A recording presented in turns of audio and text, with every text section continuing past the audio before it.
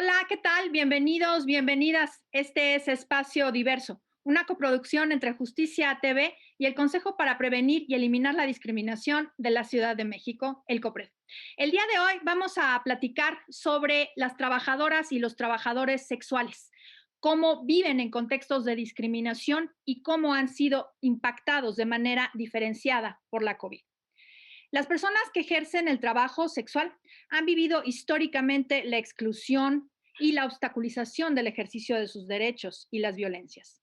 Enfrentan condiciones de múltiple vulnerabilidad cuando el ejercicio del trabajo sexual se cruza además con otras características como el género, el origen étnico o nacional, las condiciones de salud social, económica, la identidad y la expresión de género, la edad, entre otras.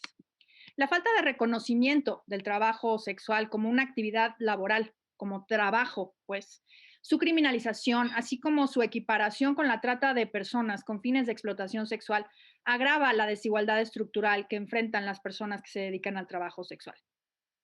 En este espacio ya hemos conversado justamente sobre la distinción, la importante distinción entre el trabajo sexual y la trata. Y ahorita vamos a conversar sobre ello. Parte de las personas que se dedican al trabajo sexual, que trabajan en la vía pública, han luchado por el derecho al trabajo digno. Cada 1 de mayo marchan para que se reconozca su trabajo como no asalariado y para evitar la imposición de zonas de tolerancia, carnets sanitarios, censos. En la Ciudad de México se han presentado 4 iniciativas de ley para el reconocimiento del trabajo sexual como trabajo no asalariado y todavía siguen pendientes de su dictaminación y aprobación en el Congreso de la Ciudad de México. El COPRED diseñó con los colectivos Motrasex, Moquextella, Aproace y Plaperts una encuesta diagnóstica con el objetivo de visibilizar y documentar la opinión y la postura de las personas trabajadoras sexuales en la Ciudad de México. Este documento se puede consultar en la página del Consejo. Mediante 35 preguntas aplicadas a 224 personas trabajadoras sexuales de 12 alcaldías de esta capital, se obtuvieron datos sobre sus ingresos y situación socioeconómica, los actos de violencia que han sufrido por parte de clientes, de ciudadanía y de autoridades. Cómo han procedido ante eso y la credibilidad hacia las instituciones públicas, entre otros temas. Un punto abordado en el cuestionario fue justo el tema de la legalización del trabajo sexual y lo que esto significaría para quienes lo ejercen. Al respecto, el 74.4% respondió la no criminalización, el 56% poder acceder a servicios de salud, el 47% el acceso a la justicia, el 43.9% la dignificación de su empleo. La mayoría de las personas trabajadoras sexuales de la Ciudad de México trabajan más de 40 horas a la semana. Su promedio de ingresos es de entre 500 y 3,000 pesos y tienen generalmente de 2 a 3 dependientes económicos, niños, niñas, adolescentes y personas mayores. Muchas han migrado a la Ciudad de México de otros estados de la República o de otros países y cuentan con una escolaridad de bachillerato y cerca de la mitad de quienes se dedican al trabajo sexual son mujeres trans. Estos son algunos datos y algo del contexto sobre el cual vamos a platicar con Natalia Lane, quien me acompaña hoy en el programa y también en el trabajo. Y bueno, pues Natalia, además de ser asambleísta del COPRED, ella es trabajadora sexual y forma parte también de la Alianza Mexicana de Trabajadoras Sexuales y se dedica a pues el activismo, a visibilizar el trabajo sexual en la Ciudad de México. Y bueno, pues me da muchísimo gusto, Natalia, tenerte este día de hoy aquí en el programa, porque creo que hablar justo sobre el trabajo sexual, dignificar el trabajo sexual, reconocer el trabajo sexual como un trabajo, pues es algo fundamental de lo que hay que platicar. Y bueno, pues para eso me gustaría conversar contigo. Y bueno, pues iniciando con una pregunta, ¿no? ¿Cuáles son las dinámicas de exclusión y de discriminación que enfrentan las personas trabajadoras sexuales? ¿Cómo ves? En fin. ¿Qué tal, querida Geraldina? Gracias, muchas gracias por invitarme a Espacio Diverso para platicar sobre pues problemáticas que nos atañen a todos y a todas, que aparentemente pueden ser experiencias muy lejanas, pero sin duda son importantes abordar, ¿no? Desde la vida, que forman parte de la vida dinámica, de la vida social de esta ciudad y de todas las ciudades, ¿no? De todos los espacios.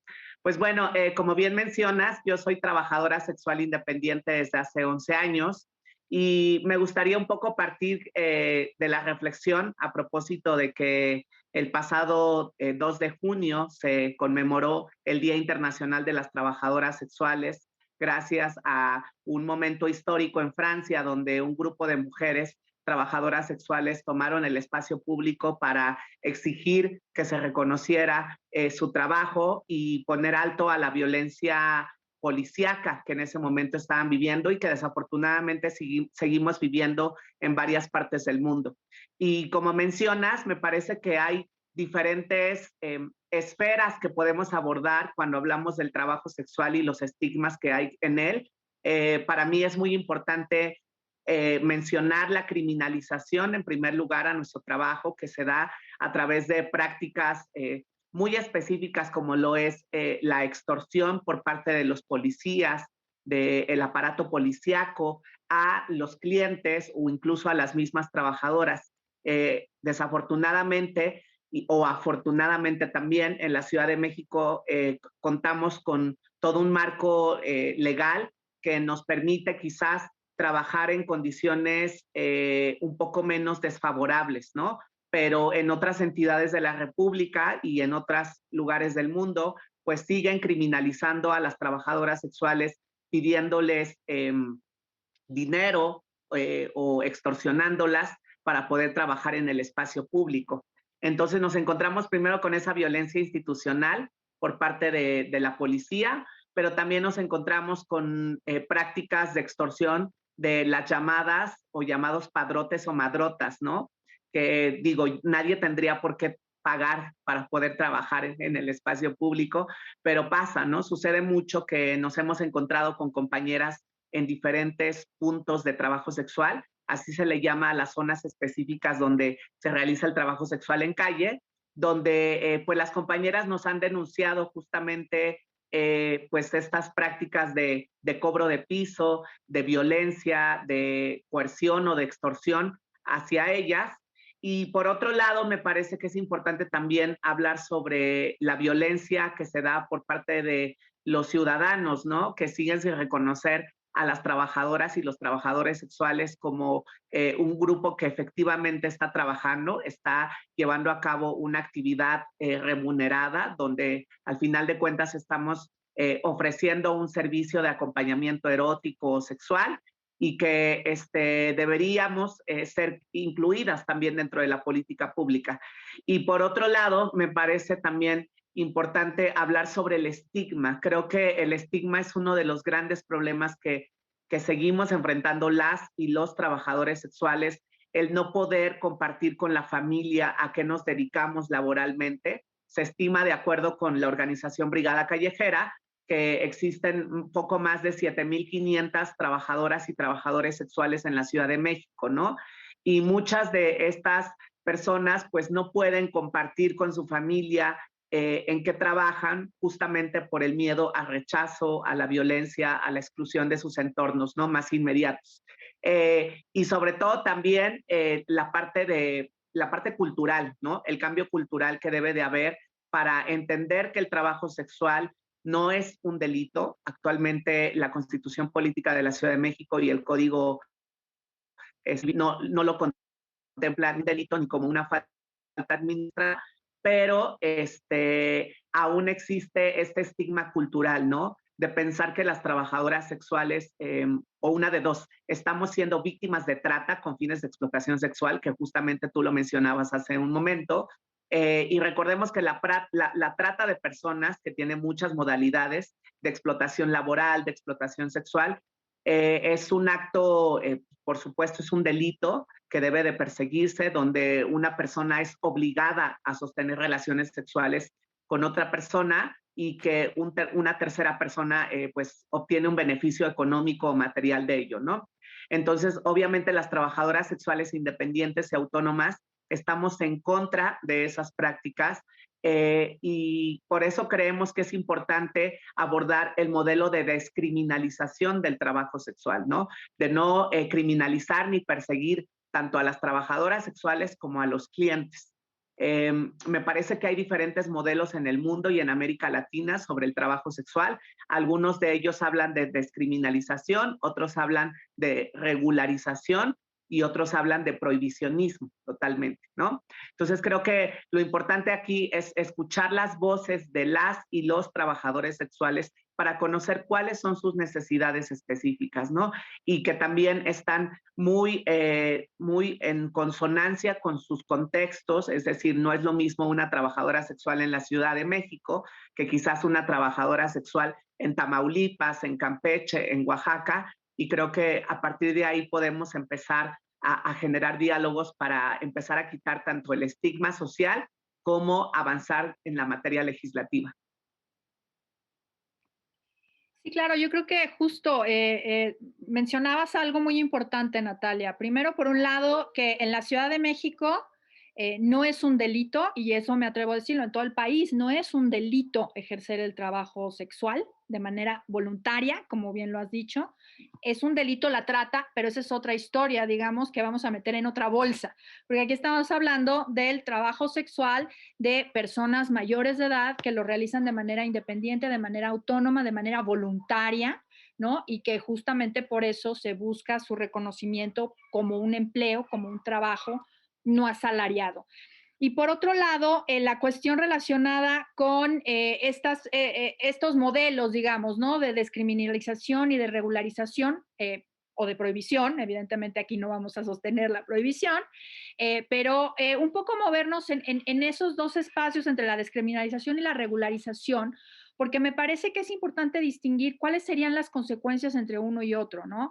O sea, el hecho de que ahorita en la Ciudad de México se haya reformado hace ya 2 años la ley de cultura cívica para quitar el ejercicio del trabajo sexual como una falta administrativa es un paso fundamental, pero también ha hecho, digamos, que quienes se dedican al trabajo sexual estén como en una especie de limbo legal, digamos, en tanto que, eh, o sea, no que estuviera bien antes que fuera una falta, pero quiero decir, había una regla que decía algo, ¿no? Y había que luchar en contra de eso, pero ahora no hay nada, ¿no? Entonces, un poco, ¿cuál es tu visión, digamos, sobre descriminalización, regularización? ¿Qué implicaría el reconocimiento del trabajo sexual? Un poco por ahí, ¿qué falta, digamos, para que podamos dar esos pasos hacia, sobre todo, decirlo tal cual? O sea, es el reconocimiento de los derechos de las personas que se dedican al trabajo sexual,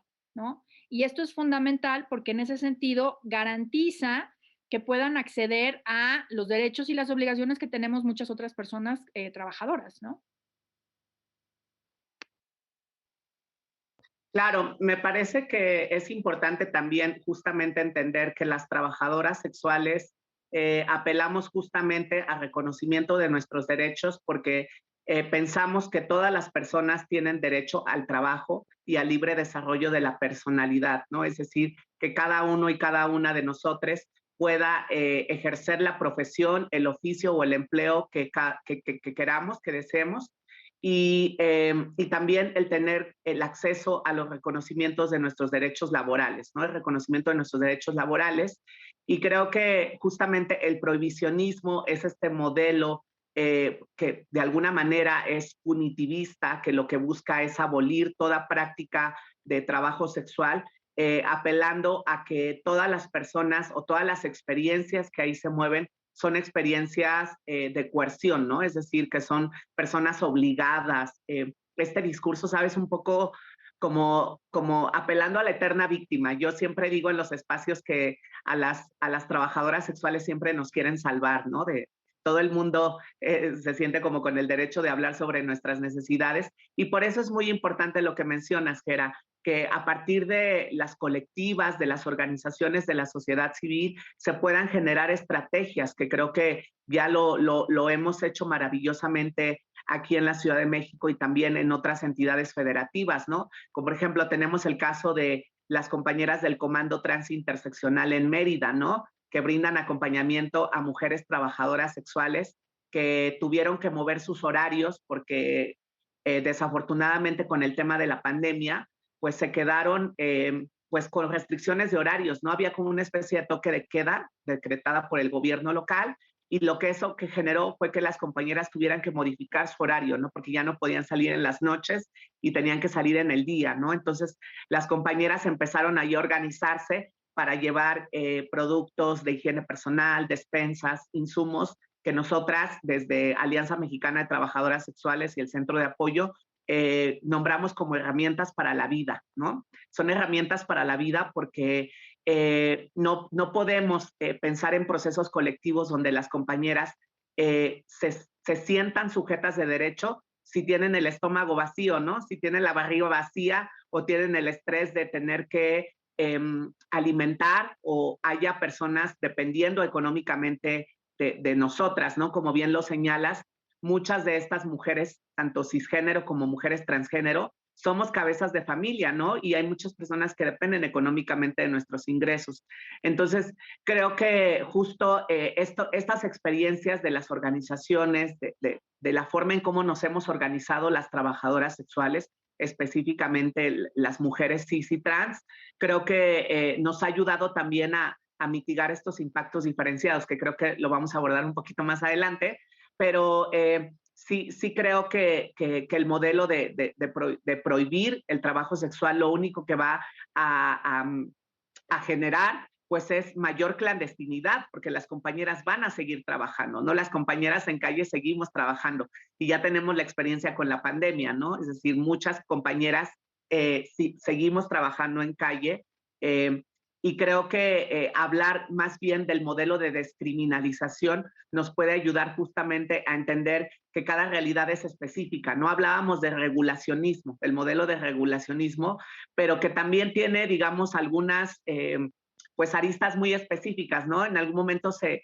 pensaba en darles un carnet de identidad a las trabajadoras sexuales o un carnet de salud pública, lo cual me parece que es peligroso porque lo que hace es pues vigilar, ¿no? De alguna manera pensar que las trabajadoras sexuales somos el foco de infección de ITS, de infecciones de transmisión sexual, lo cual es realmente un mito porque de acuerdo con los estudios que justamente se han generado en COPRED y en otros espacios, las trabajadoras sexuales tenemos estrategias de prevención en la salud sexual, ¿no? Tenemos, creo que partimos mucho de esta idea de la educación integral de la sexualidad, ¿no? Porque pues es nuestra herramienta del trabajo, ¿no? La sexualidad y el sexo es parte de nuestro trabajo cotidiano y siempre buscamos como prevenir a través de medidas como el uso del condón, del lubricante, en este caso por la pandemia, pues el cubrebocas y el gel antibacterial. Entonces, me parece que regulacionismo no es una respuesta adecuada, porque lo que busca justamente es credencializar a las compañeras desde el punto de vista, pues sí, de supervisar su experiencia laboral y creo que muchas mujeres trabajadoras sexuales nos veríamos afectadas por una medida como esa y de hecho se ha implementado en algunas partes de la República Mexicana y creo que justamente el poder elegir un modelo para abordar el reconocimiento del trabajo sexual tiene que venir justamente de las voces de las propias trabajadoras sexuales y creo que aquí es importante decir, Gera, que la realidad del trabajo sexual es muy diversa. Estamos hablando de personas que pueden ser desde mujeres que trabajen en table dance, hasta sex cammers, hasta trabajadoras sexuales en calle, hasta trabajadoras sexuales en plataformas digitales. Entonces creo que el trabajo sexual es una población muy heterogénea, ¿no? Y entonces por eso es importante que podamos abordarlo desde las necesidades que justamente se generen a partir de la organización que tengamos en las trabajadoras y los trabajadores sexuales, ¿no? Sí, y eso que dices, Natalia, me parece que es fundamental, ¿no? O sea, el trabajo colectivo, pero desde las organizaciones y desde las propias poblaciones, o sea, desde las propias personas que se dedican al trabajo sexual, porque muchas veces se cree que desde un escritorio se pueden establecer estas medidas o estas, adivinar cuáles son las necesidades o adivinar qué es lo que se requiere, digamos, para garantizar derechos y obligaciones sin escuchar directamente a las y los trabajadores sexuales. Y a mí me parece que eso es fundamental, ¿no? Justo hablando de la ley de trabajo no asalariado, pues se hizo un ejercicio muy importante de trabajo, digamos, a partir de las organizaciones, de las colectivas de trabajadoras sexuales, y hablo en femenino porque fueron fundamentalmente mujeres. Había algunos trabajadores, pero muy poquitos, desafortunadamente, pero pues se hicieron una serie de observaciones, algunas iniciativas para la ley de trabajo no asalariado en el espacio público. Y lo quiero decir porque justo es este cachito, digamos, del trabajo sexual, no nada más es el trabajo sexual en calle. Y tenemos que pensar en el trabajo sexual en general, ¿no? Y desde esta perspectiva de, no sé cómo lo veas tú, pero me parece que es muy importante primero decir, o sea, si vamos a hablar del modelo regulacionista, no hablar de ese modelo regulacionista controlador, digamos, ¿no? O que pretenda tener las listas de personas que se dedican al trabajo sexual, sino más bien en un entendido de derechos y obligaciones, ¿no? Que haya el reconocimiento del trabajo sexual como un trabajo y que se regule como un trabajo, como cualquier otro trabajo, sin incidir directamente con estos estereotipos y con estos prejuicios, ¿no? Que tú bien mencionabas, ¿no? De temas de salud, por ejemplo. Claro, sabes, aquí me parece muy importante mencionar que justamente hablar de regulacionismo sería contemplar como realidades muy concretas de las trabajadoras sexuales. Yo recuerdo que, como por ejemplo aquí en la Ciudad de México, se ha buscado integrar a la población de trabajo sexual dentro de los programas sociales, ¿no? Dentro de la política pública de la ciudad, pero entonces te encuentras, digamos, con algunas trabas institucionales. Cuando tú quieres hacer un procedimiento para acceder a un programa social, pues te piden un comprobante de domicilio, ¿no? Y entonces ahí te encuentras que muchas compañeras, mujeres cis y trans, trabajadoras sexuales, pues no cuentan ni siquiera con un comprobante de domicilio porque ni siquiera nos dan acceso a la vivienda, ¿no? Yo recuerdo mucho esta encuesta que hizo CONAPRED en 2018, me parece, donde hablaba que 4 de cada 10 mexicanos no le alquilarían un espacio o un departamento, una vivienda a una persona trans, ¿no? Por su identidad de género, imagínate. Entonces, creo que son una cadena de discriminaciones que vienen ya desde lo estructural, que digamos, si no tienes acceso a un comprobante de domicilio, tampoco tienes acceso a una credencial de lector con tu identidad y expresión de género, en el caso de las mujeres trans que ejercemos el trabajo sexual, pues entonces nos encontramos justamente con estos pequeños tropiezos que lo que hacen justamente es impactar directamente en nuestra vida cotidiana. Entonces creo que a la hora de hablar de estos modelos para el reconocimiento de nuestros derechos, sí debemos de contemplar que esta heterogeneidad de las trabajadoras sexuales debe ser escuchada, ¿no? Sobre todo porque creo que sí hay un tema de violencia institucional muy fuerte hacia las trabajadoras sexuales, ¿no? No estamos reconocidas como un grupo de atención prioritaria dentro de la política, dentro de la Constitución de la Ciudad de México, y creo que somos de los sectores que más nos hemos visto afectados, ¿no? No solo en la pandemia, sino de manera histórica, ¿no? Yo recuerdo especialmente dos rubros que me parecen muy importantes, que es seguridad y salud, ¿no? Perdóname, tenemos que hacer un corte, pero ahorita vamos a regresar justo y retomamos en ese punto en específico porque justo queremos platicar también sobre los impactos diferenciados, pero justo desde esta perspectiva de acceso a los derechos. No le cambien, estamos en espacio diverso y ahorita regresamos.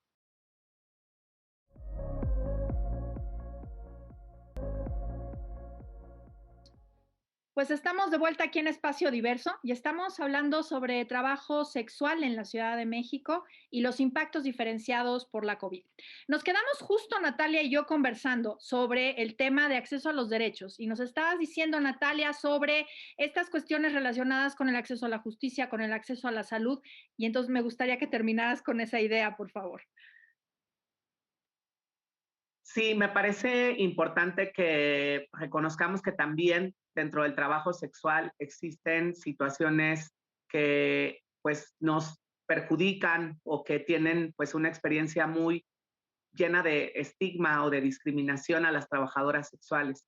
En este caso, el acceso a la justicia me parece que es un eje que debemos de abordar en el reconocimiento de nuestros derechos, porque nos encontramos muchas veces con situaciones en las que compañeras trabajadoras sexuales son agredidas dentro de las habitaciones de hoteles o que incluso son víctimas de feminicidio y no se visibilizan esas experiencias, ¿no? Se piensa que las trabajadoras sexuales, por la naturaleza de nuestro trabajo, pues nos buscamos esas agresiones, ¿no? Y se vuelve este proceso de revictimización por parte de los ministerios públicos, incluso por parte de la policía. Yo recuerdo alguna vez en estos 11 años que llevo trabajando en calle, pues muchas veces me encontré con historias y yo misma encarné historias donde las compañeras fuimos golpeadas y la primera respuesta por parte de los policías era pues que no denunciáramos, ¿no? Que diéramos las gracias por estar vivas y porque no pasó a mayores, entre comillas, y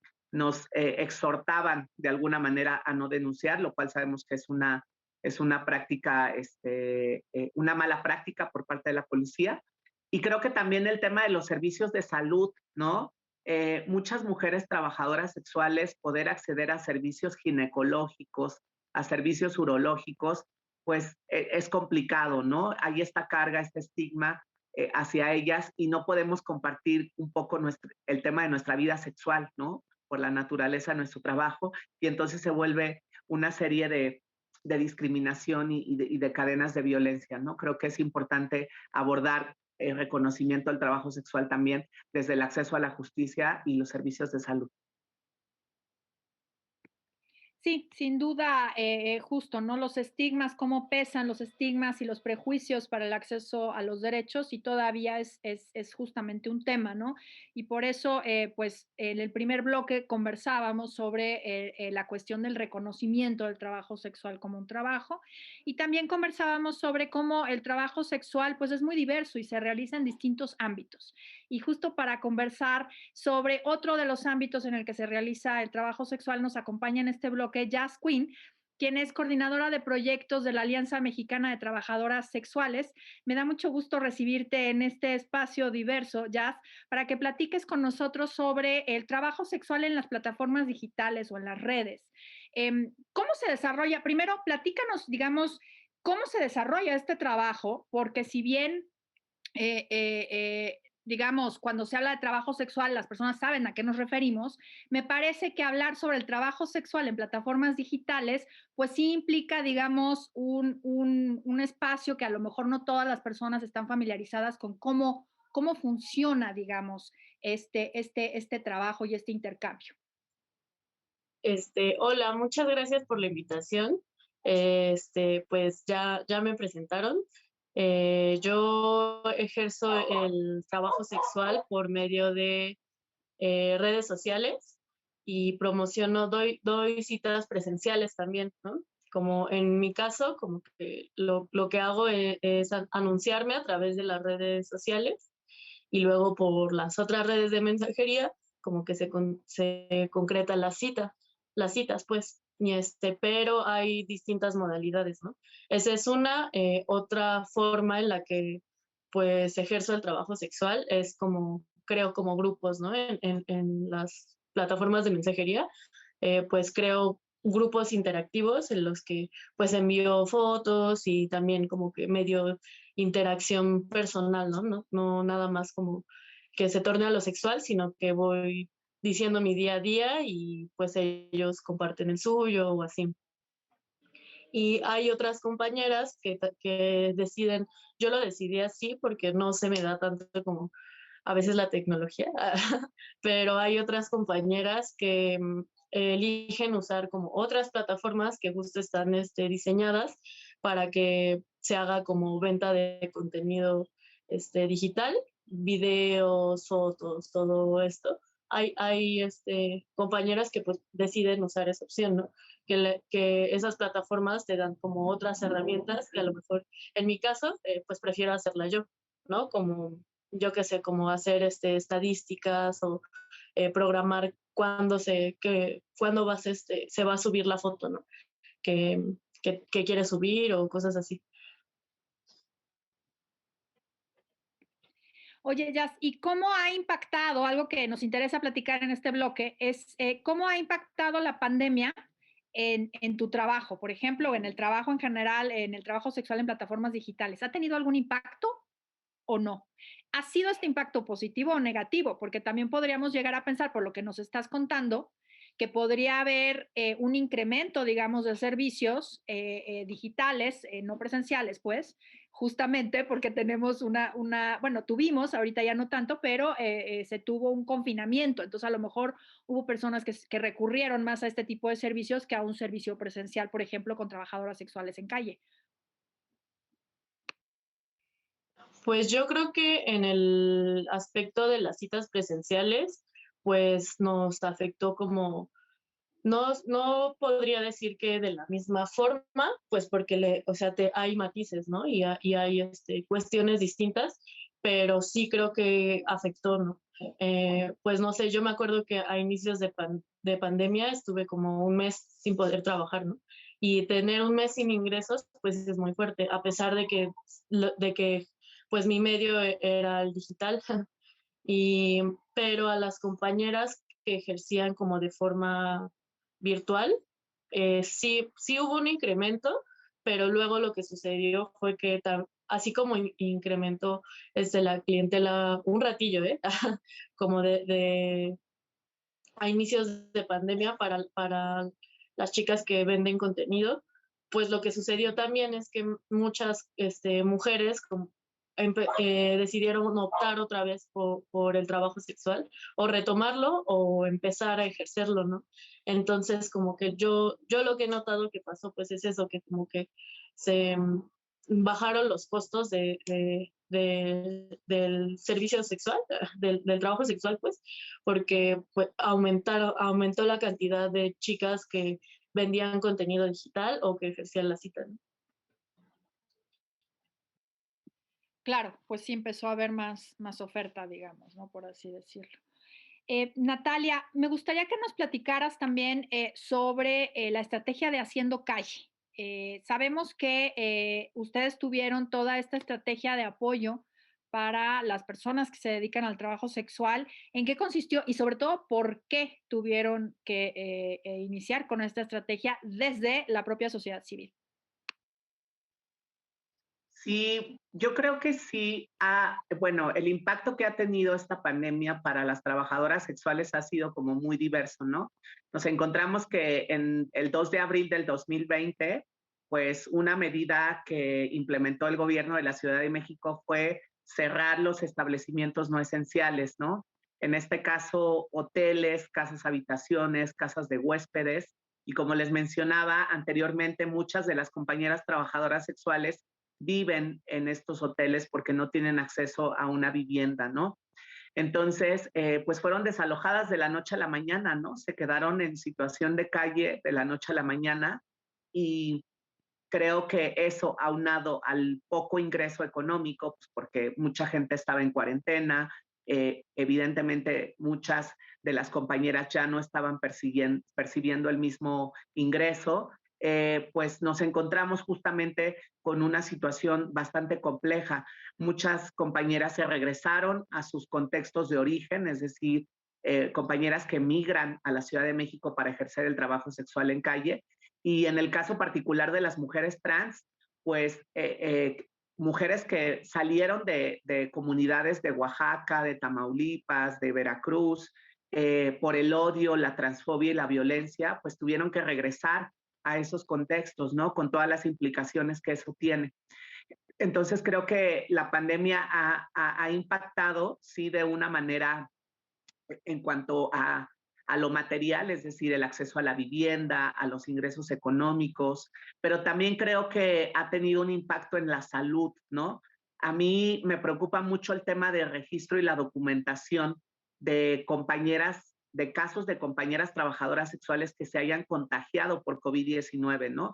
Y a partir de eso, justamente generamos una estrategia bien bonita que se llama Haciendo Calle, porque justamente eso es lo que hacemos, hacer calle con las compañeras, donde estamos varias colectivas y organizaciones, ¿no? Está Alianza Mexicana de Trabajadoras Sexuales, Centro de Apoyo a las Identidades Trans y el proyecto Condomóvil, para llevar insumos, estas herramientas para la vida que mencionábamos, a las compañeras que tienen también perfiles bien diferentes, o sea, es decir, estamos hablando de trabajadoras sexuales de la tercera edad, mujeres cis, mujeres trans, trabajadoras sexuales que viven con VIH, que tienen alguna discapacidad, es decir, cómo esta complejidad dentro del grupo de trabajo sexual también a veces nos hace como pensar que todas las trabajadoras sexuales son esta idea estereotípica y arquetípica, ¿no? De una mujer exuberante parada en una esquina con tacones de 20 centímetros. Entonces, creo que por eso pensamos que era muy importante articular desde sociedad civil, desde las colectivas, este tipo de estrategias y actividades. Entonces empezamos a entregar apoyos económicos de 1,000 pesos, que sabemos que no resuelven pues en la totalidad nuestras necesidades, pero que son importantes para poder pasar una cuarentena pues lo menos violenta posible, una pandemia en general.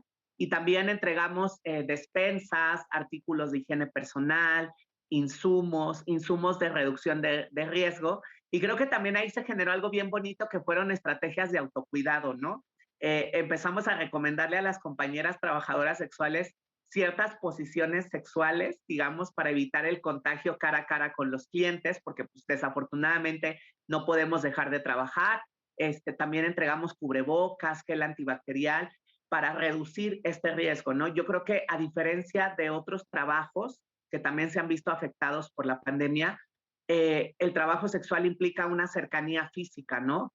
Y el contagio de COVID-19, pues es a través de una cercanía, ¿no? Entonces, por eso era importante que pudiéramos hacer esta serie de actividades que también no se centraran desde lo asistencialista, sino también empezar a generar conciencia entre las propias compañeras trabajadoras sexuales que somos capaces de organizarnos, ¿no? Que somos un grupo fuerte, que podemos organizarnos, que podemos exigir derechos, que podemos ser sujetas políticas, ¿no? Porque muchas veces se piensa que a las trabajadoras sexuales hay que alfabetizarlas, ¿no? Esta idea como un poco clasista de que vamos a venir a rescatar y a educar a las compañeras, cuando en realidad creo que ahí hay muchas formas de organización importantes, ¿no? También hemos dado pequeños talleres ahí mismo en la calle, donde las compañeras dibujan, escriben, hablan un poco de su experiencia, el tema de la salud mental, ¿no? Que hace ratito hablaba sobre los servicios de salud,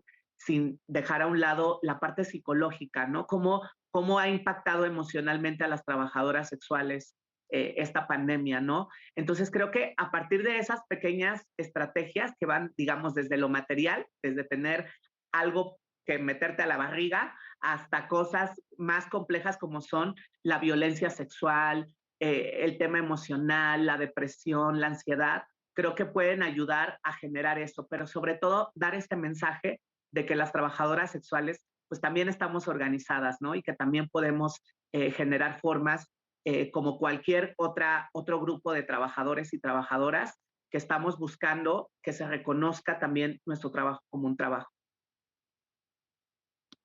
Sí, claro, y también decir que sobre estos impactos diferenciados en todos los grupos de atención prioritaria de la Ciudad de México, pues recogimos un informe, tuvimos hace un año los conversatorios en donde justo ya nos mencionabas todo esto, Natalia, y bueno, pues es muy importante decir que este tipo de medidas, digamos, que se implementaron, pensando que son neutrales, ¿no? Lávate las manos, usa gel, usa cubrebocas, quédate en casa, no tengas contacto, sana distancia y todo esto, pues impactan de maneras muy distintas y muy diversas a las poblaciones y a las personas trabajadoras sexuales, pues les impactó de una manera muy grave porque justamente su trabajo consiste en el contacto, ¿no?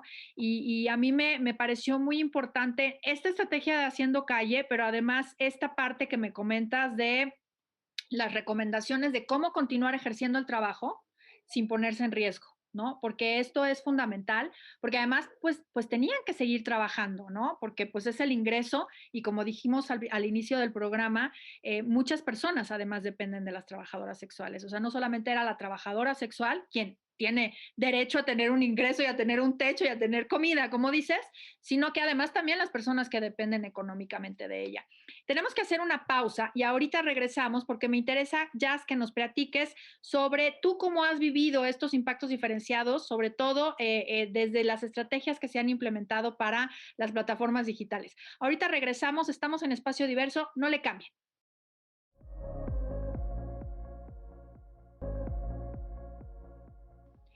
Pues estamos de vuelta aquí en Espacio Diverso y estamos hablando sobre trabajo sexual. Y antes que volver con mis compañeras, quiero darle las gracias a Nidia Díaz por la interpretación de lengua de señas. Nidia, ya te estoy cambiando el nombre. Nidia, muchas gracias.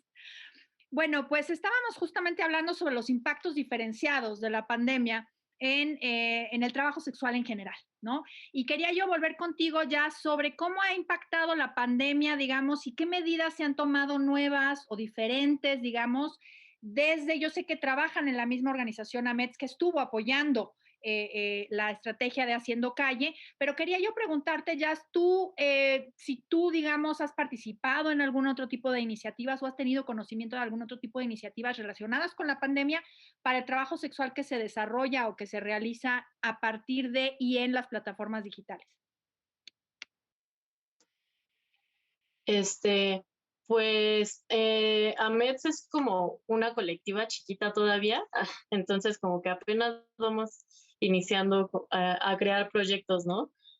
Pues creo que Haciendo Calle nos ha dado como la oportunidad de conocer como a otras organizaciones, como pues es Caído, Condomóvil, que es con quienes hacemos el proyecto de Haciendo Calle. Y pues nosotras recién empezamos a crear como otras estrategias también, que pues tanto para que se empiece a visibilizar nuestra colectiva, como para empezar a tener como este acercamiento con trabajadoras sexuales. Recién el fin de semana pasado hicimos pues un comedor comunitario para trabajadoras sexuales, ¿no? Y nuestra idea es como que se vaya haciendo periódicamente para que pues se entregue comida a las compañeras que ahora sí que va saliendo de toda la jornada laboral nocturna y pues para tener pues algo con que alimentarte, ¿no? Después de chambear. Y pues la finalidad de esto pues también es no solo quedarnos en el asistencialismo, ¿no? De entregar como cosas y estar como dentro de esta visión del rescate, sino también empezar a crear como talleres, que esos espacios se puedan empezar a reconocer como seguros para que se puedan dar talleres de derechos humanos, de prevención, ¿no? Pero sí, básicamente es lo que hemos estado haciendo ahorita. Gracias. Sí, pues es muy importante el empoderamiento, digamos, ¿no? Y la apropiación de los derechos justamente para exigirlos, ¿no? Yo creo que justamente una estrategia muy importante que conversamos en algún momento, en algún espacio que tuvimos oportunidad de tener en COPRED, fue justamente esta idea de crear estos espacios en donde las propias colectivas, digamos, pudieran intercambiar sus experiencias y sobre todo tener acceso a información sobre, por ejemplo, cuáles son los derechos, pero también cuáles son las obligaciones que tenemos las autoridades, por ejemplo, en proveer servicios, atención, en dónde se denuncia cada cosa, etcétera. Entonces, esa estrategia me parece muy interesante, Jazz. Pues en este último bloque, digo, porque ojalá hubiéramos tenido más tiempo para conversar sobre el tema de impactos diferenciados, pero me gustaría mucho, Nat, regresar un poco con el tema del cambio cultural. ¿Qué hace falta, digamos, para poder generar realmente este cambio cultural que nos permita la inclusión de las trabajadoras y los trabajadores sexuales?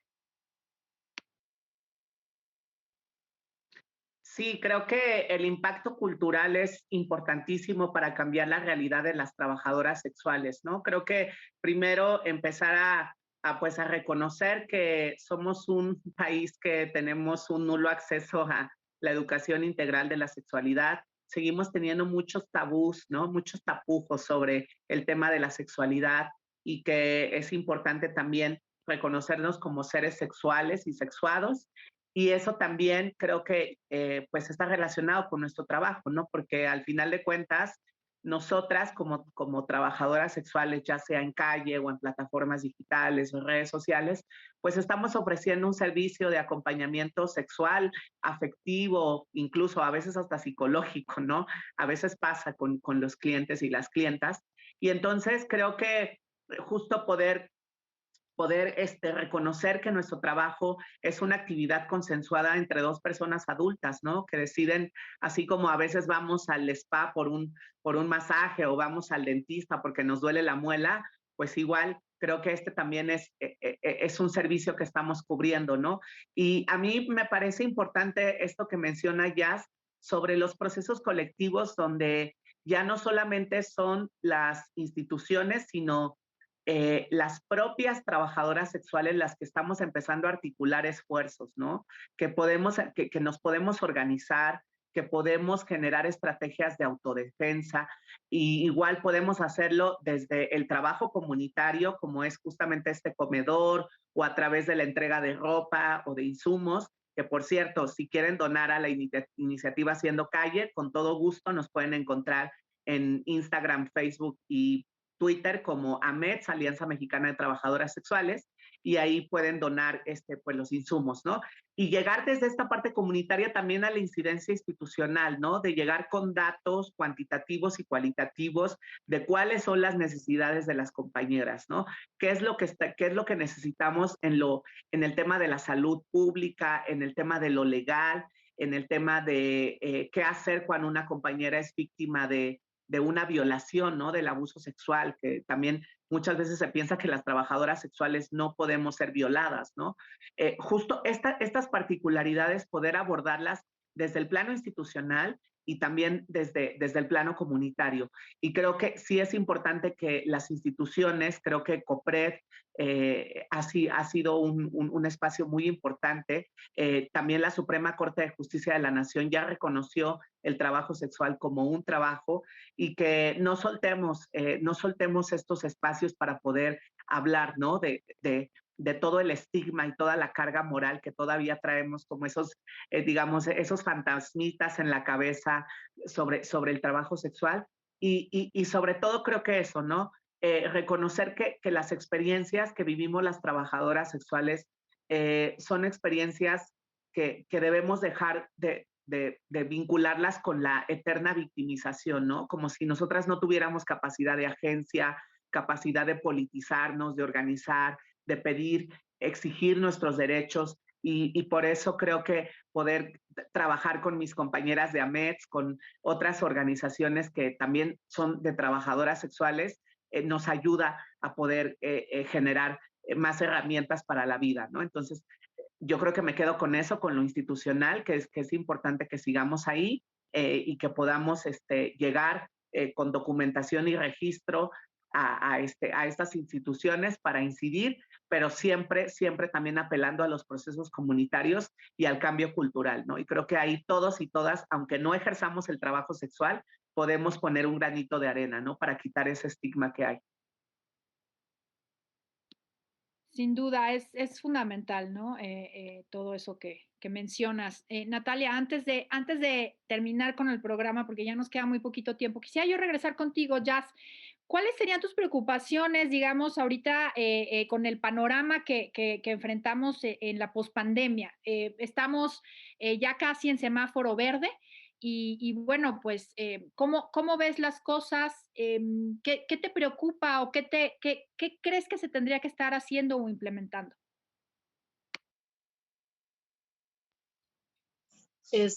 Pues me parece que como trabajadoras sexuales, ya lo mencionó un poco mi compañera Natalia, pues algo de lo que se carece demasiado es el acceso a la salud, ¿no? Como que hay veces en las que siento que las instituciones como que no aterrizan como que nuestra población es distinta, ¿no? O sea, que pues al estar como súper permeadas por el estigma, hay veces que, por ejemplo, llegas a una institución y no quieres que se sepa tu nombre verdadero, ¿no? Porque no sé si llegas como, por ejemplo, con una emergencia de atención a violencia sexual. O sea, de qué forma explicas como es, oye, esto me pasó mientras trabajabas, ¿no? Mientras trabajaba. Entonces, como que yo creo pues lo que mencionaban del acceso a la salud, pues me parece muy importante, ¿no? Como empezar a dar cabida pues un poquito de apertura a que a veces nosotras no podemos como ingresar como atención médica por estos requisitos o por condiciones de migración, de identidad, etc., etc., ¿no? Entonces, eso me parece muy importante, como aún en el contexto de pandemia, porque pues pienso en que, por ejemplo, alguna trabajadora sexual que haya tenido COVID y las secuelas, ¿no? También, porque pues no solamente es su periodo de cuarentena, puedes seguir saliendo a trabajar ya después, pero lo pienso como con todas las secuelas, ¿no? Porque al final, pues nuestro trabajo es muy físico también. Y pues yo también como que invitaría, justo como dice Natalia, como a dar más cabida también a trabajadoras sexuales en otros espacios, ¿no? Que no sea solamente como pues para escuchar el testimonio, sino como invitar, porque hay un montón de trabajadoras sexuales que tienen hasta estudios, ¿no? Así de licenciatura y demás.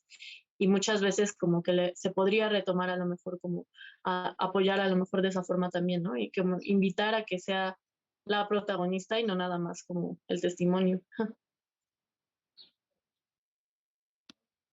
Claro, sí es, bueno, a ver, una estrategia, digamos, de trabajo desde el COPRED siempre ha sido el trabajo, digamos, de la mano con las poblaciones, ¿no? Y eso que dices, Jazz, me parece que es fundamental.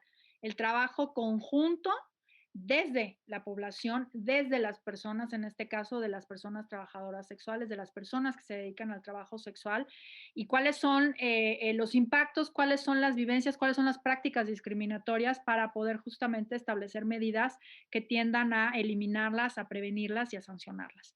Desafortunadamente hemos llegado al final del programa.